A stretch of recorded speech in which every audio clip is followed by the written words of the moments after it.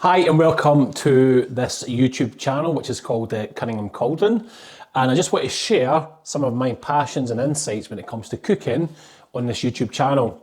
Now today we're making a beef curry which would be at the level of a Madras sort of spice level, and as you can see from this little drone flight, we've got beautiful Scotch beef shoulder braising steak.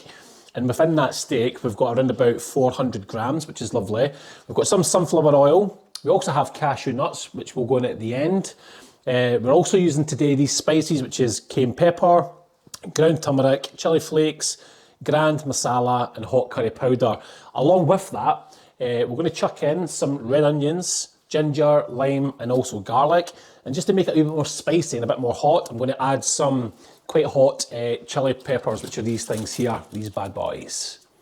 So that'll be very, very enjoyable. I've made this dish once before and it was an absolute crowd pleaser. So just stay posted on this channel and we'll go through some of the cooking tips that I use to create this beautiful dish. So when it comes to like your onions, a rough cut's fine. It doesn't need to be refined because this all melts down when it comes to cooking your curry in the process. Because what I tend to do is I like to get everything all fried off and tasting amazing, and then you can leave it on for 2 or 3 hours in the hob, even longer, just to let all the flavours combine, which is amazing. So yeah, that's the red onion done. I've sort of prepared the ginger, which is an inch of ginger. So yeah, I forgot to say, that was 2 red onions. I've got 1 inch of ginger, maybe just above that, and that'll be grated down soon. I've also got the garlic here, and I've also got the lime, which is normally added at the end, okay? So with the garlic, again, it's really up to you in terms of your sort of preference when it comes to taste and how garlicky you like your curries to be. So what I tend to do is I maybe chuck in 3 or 4 cloves and do a taste test through the cooking process, and if I feel I need to add any more, I will. But I tend to find that 4 normally does it. And again, it can be a rough chop, it doesn't need to be refined. This is not about perfection here, this is about creating a taste that you and your guests, your friends, and your family are going to love. Don't get me wrong, you always get the odd complainer. I remember I cooked quite a hot chilli for my dad, and although I enjoyed it, didn't have to keep complaining about how hot it was, which I thought was quite mild myself. This dish can be hot at times, but I think when it comes to curry, if you don't at least have a runny nose after a curry, then there's something maybe not too right. So again, when it comes to your own spice, you will be the decision maker on how hot you want to make that. But I like a nice hot curry. Okay. So that's everything there cut so far. Next we're on to the beef. And always remember, guys, what's important is you've got a nice sharp knife. I think there's nothing worse than having a knife that's blunt. Just make sure you've got hygiene that's good. So if you are cutting meats, etc., I'd leave that to the end. And yep, you can take it from there. So over to the meat. Same knife is fine. I don't have a problem with that. So again, you can just tell me the quality of this beef. And look at that. That just cuts through like butter. That is tremendous. Now what I'd recommend at this stage here, keep your meat like cubes or strips. Not like a stew, maybe slightly underneath that. But I tend to find this works very well with these curries. And I would keep all the white parts on there as well. The name of that's escaped me for a second. But the collagen, whatever you want to call it, just keep all that on, because again that adds flavour within the cooking process. So you can see there, I'm not looking like for a pretty picture or any perfection, but I'm just cutting this meat with the respect I'm giving it, and that will go into the cooking process very, very shortly. Voila, done. So guys, as you can see, I'm doing my best here in terms of camera angles for your viewing pleasure. So to start, I've put in a couple of tablespoons of sunflower oil, and at this stage I would recommend that we brown the beef first, so that's perfect for the cooking process later. And I'd probably advise you to brown the beef in different stages if you've not got a big enough pan. So this is the Cunningham Cauldron, and everything gets made in this one. So what I'm looking for at the moment is a pair of tongs, and can you believe it? Total disorganisation, but here we go. So we're going to start with the beef, and this will go in here. A medium heat, you can hear the sizzle, there we go. Naturally this will fit everything in, so that'll be fine. So if it goes a bit too high, just turn the heat down a wee bit. You tend to find that with sunflower oil, sometimes the heat element could be a lot higher than olive oil, for example. So just turn it down a bit. The beef has already been seasoned, but I can't help myself, I always add a wee bit more salt. Okay, perfect. So that's cooking away and browning away just nicely. And you always find with good quality beef, it'll always cook very well.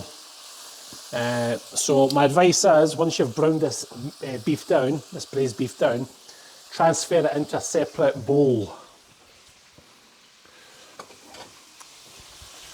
which I have here.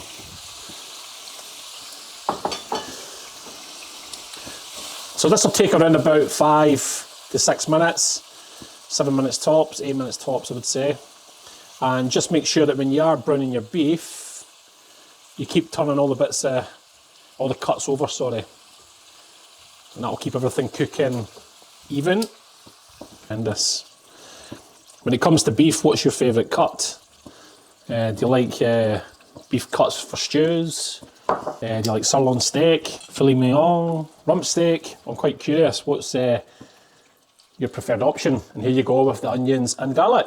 I tend to find it's best to have this cooking at a medium heat, just so you don't burn the garlic.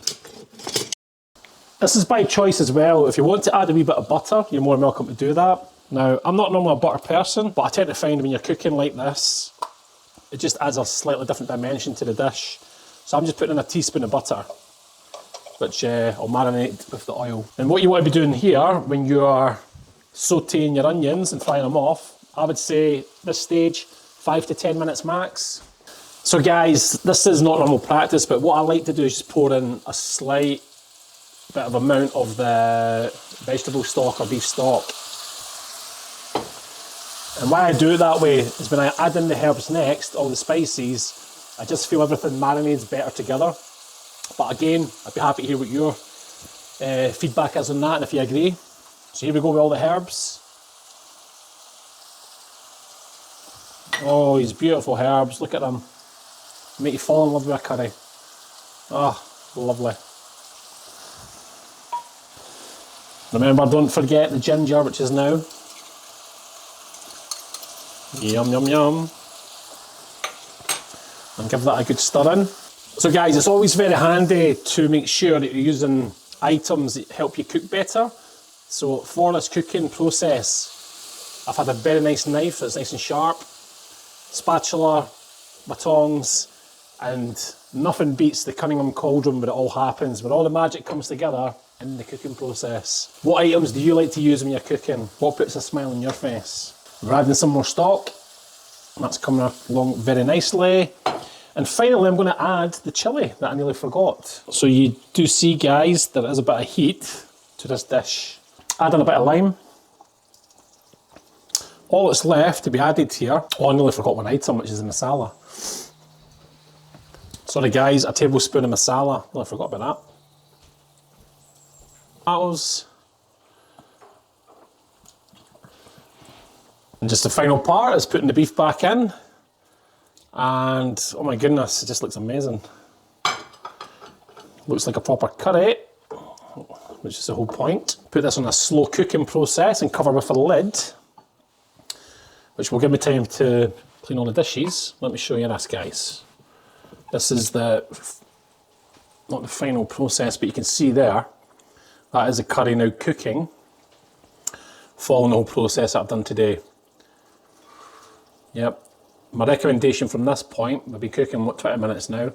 From this point, add a lid to your dish and slow heat for the next 2 to 3 hours. So guys, with the beef curry, this is the final result and presentation, as you can see. Curry is absolutely delicious. I'm really looking forward to tucking in with the poppadoms and our very own Indian restaurant made yogurt and mint sauce. Yummy, yummy, yummy. There you go, guys. Hope you enjoyed this video. Please share some love, like and subscribe. I look forward to seeing you guys on the next one. Cheers.